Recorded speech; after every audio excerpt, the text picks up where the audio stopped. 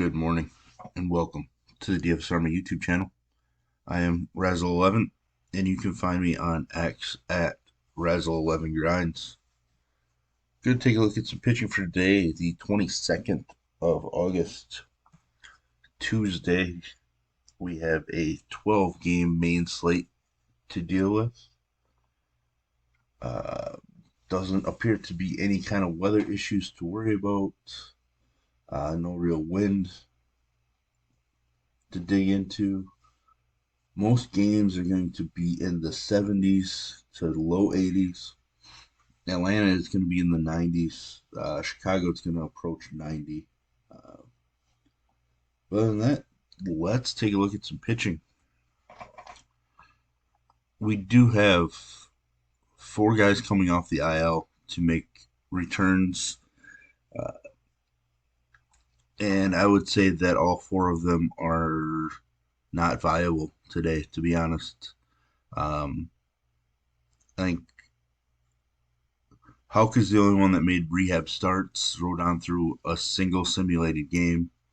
Greinke and Wu didn't make any rehab appearances, so I would think that most of them are limited in their return, so we can skip right over those four, as I will not be playing any of them returning from the IL. At the top, we get Zach Gallen taking on the Rangers. Gallen's home numbers are as elite as they come. He's currently the betting favorite for the NL Cy Young. He was okay against Texas the first time he faced them. Not amazing, but okay. Coming off a game winner, he struck out just 3 batters over 6 1/3. It's been pretty solid the last few starts. I don't really want to pick on Texas, but they have been a weaker offense when on the road. So Zach Gallen at 11K feels aggressive, but I think he's certainly in play for us. I just don't know how much ownership he's going to carry, considering Blake Snell is in a better spot and pitching at home against Miami, who he shut down earlier this year. His home numbers have been stronger. K rate is much stronger. Walk rate is lower. He hasn't had any big K games the last few starts. Walks were down last start, which is nice to see against a tough Baltimore squad. 2 runs or less in all but 1 start since May 19th. So that's a pretty strong run that he's been on. Getting an extra day of rest coming into the start as well. I think he has to be our SP1 most likely on this evening. Bailey Ober against the Brewers. This game is a pick'em. Going back to San Diego, there minus 190 favorite, and Arizona and Zach Gallen's a minus 130 favorite. But this game, Bailey Ober, a pick'em. He is on the road where he has been better from a fantasy standpoint. Just gave up just 2 solo home runs to the Brewers earlier this year in beating them. He's had some rough starts on the road, the last couple of road starts. I think he's going to have to be in my pool, but he's one that could definitely find his way out of. I've used him plenty this year, but his last handful of starts just haven't been super sharp. Hasn't cracked 20 fantasy points since the 1st of July. So it's tough to pay 10-2 for a guy that's just not showing any upside recently. Justin Verlander against Boston. He's a minus 155 favorite. Being cheaper than Ober brings him into play for me. His last couple starts haven't been great. He did strike out a bunch of Angels, bypassing the 20 DK point mark. But from a run prevention, he has struggled a little bit. He had just 2 strikeouts last start.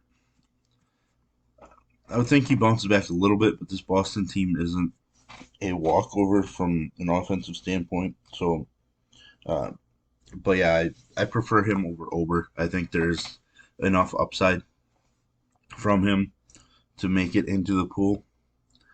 Giolito, he just has not been spectacular. San Francisco start was decent. It wasn't amazing or anything, but the Cincinnati Reds lineup can struggle quite a bit. He is a minus 135 favorite. Game total is 9. Um, Getting 2 extra days of rest coming in. There's upside, so I think I'm going to have to use him. I'll use him over Ober yet, but he's going to be right on the borderline for me. I'm not enamored with Giolito. Luzardo struggled against San Diego the first time he faced him. Just made some mistakes because he did pick up 8 strikeouts and allowed just 4 hits. His numbers on the road haven't been as strong. His last 4 starts have been pretty bad as well. But he's capable of 28 to 36 fantasy points as he went this stretch here where he just was dominant. So it could happen at any point. I just don't know if right now is the spot. Low game total at just 7.5. So I'm going to be considering Luzardo. I just don't know if I'm going to get there. Kikuchi taking on a Baltimore squad that he has made, 3 starts against. Has been pretty decent against them. It's been really strong, over the last month plus. And one start came against Baltimore. Didn't really rack up strikeouts, but he was solid. Uh, I think I'm going to include him in my pool, just because I think Baltimore's going to be somewhat popular on this slate. And I've said it before, I don't mind using left-handed pitching against Baltimore in Baltimore, just because of the construction of the ballpark. Uh, I kind of like the spot for them. If it was in Toronto, I don't think I would use Kikuchi against Baltimore, but I do like it enough. And he's definitely ahead of Luzardo for me. Bobby Miller, not picking up a ton of strikeouts, which is a little worrisome, but it's kind of be expected with young arms getting late in the season. Uh, but he's been phenomenal on the road. We know the Cleveland lineup lacks a bunch of power, so I have no problem going with Bobby Miller. He is a minus 210 favorite, so strong favorite. Ashcraft has been pretty solid in this go round at the major league level. Strikeouts are still kind of all over the place. There's K upside in this lineup. Interested to see what kind of a lineup shows up. There are rumors that Mike Trout will be returning, so I'm going to kind of pay attention to what lineup they put out there in deciding if I'm going to be using Ashcraft or not. Bryce Elder against the Mets. Minus 235 favorite, but the game total is 10.5. Coming off of a great start against the Yankees. He's been kind of all over the place. The Mets had got to him once already. He did strike out 8 in that game, but a couple home runs. Plenty of upside. Has been strongest at home, but he's just not a big K guy, and that's worrisome because he really has to get a bunch of pretty clean innings in order to get 20 plus DK points. Right now, I'm going to leave him out, but he's somebody definitely I'll be debating as the day goes on. Oviedo shut down St. Louis the first time he faced them. His former squad absolutely dominated them, actually. He's certainly capable of doing it. His walks have been up recently. Ks have been down a little bit. I don't really love it, but Man, the St. Louis lineup can just go ice cold in an instant. He's a minus 135 favorite, but we do have a game total of 10. Um, I think if I'm going to go with Oviedo, it's probably like a 10 to 15% share, and that's about it. Josiah Gray, definitely been strongest on the road, but he has not been good the last handful. Um, I'm intrigued a little bit since it's the Yankees, but the Yankees are a minus 190 favorite at home, so I don't think I'm going with Josiah Gray at all. Mike Clevenger, uh, it's been solid pitching in Chicago, coming off of a pretty strong start. 20 plus DK points in 3 out of his last 4 starts. There is plenty of K upside here in this matchup. Uh, I don't really know that I want to pick on the Seattle offense right now, but Seattle is a minus 160 favorite. Uh, but since we play GPP builds for upside, I'm going to have to include Clevenger at his price point. Uh, if he goes out and drops 26 again, there's a good chance he's in the GPP winner, and I want to make sure I have exposure to that, even if I don't think he's going to be there. The upside to be there is there against this Seattle team that does strike out. So, Wade Miley, I don't know what to do with Wade Miley against the Twins. Twins strike out a ton. It is a pick 'em. Wade Miley doesn't really strike out many guys. Um, I don't know. I'm leaning towards not playing Wade Miley, but that K upside matchup, similar to Clevenger. Um, the difference is that Clevenger has shown the ability to rack up strikeouts. Wade Miley just doesn't normally do that.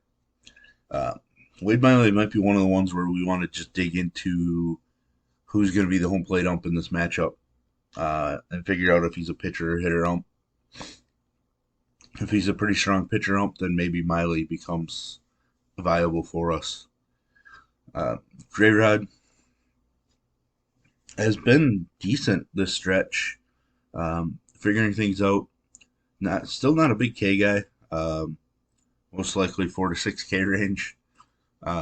Taking on a Toronto team that is difficult, but he has made 2 starts against them. Picked up some strikeouts, not allowing a ton of hits, which is nice. Allowed just 2 runs in 5 innings the first time he faced them as well. So, um, decent. And one nice thing about Toronto coming into Baltimore for him is Toronto's main lineup is very right hand heavy in general. And that plays into this ballpark like I was talking about with Kikuchi. I think Grayson's probably going to have to be in my pool. I feel like I'm above 8 guys now, so I'm really going to have to make some decisions as the day goes on. And I will try to update the DFS Army members throughout the day and with my notes. Hogan Harris, I'm just not going to go there. I've played this game before. I've seen some solid returns, but I just don't want to go there.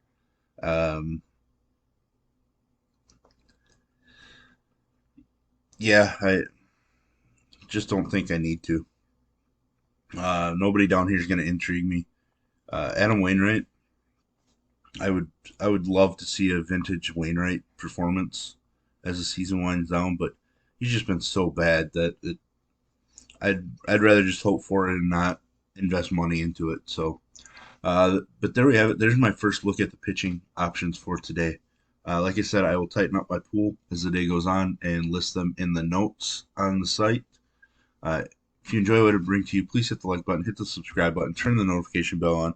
Get the alert anytime we drop videos here at DFS Army. And if you want to join us, get access to our tools, coaches, notes, and Discord. I will put links in the description below. You can use promo code RAZ, it's RAZ, for 10% off monthly. And as always, best of luck, everybody.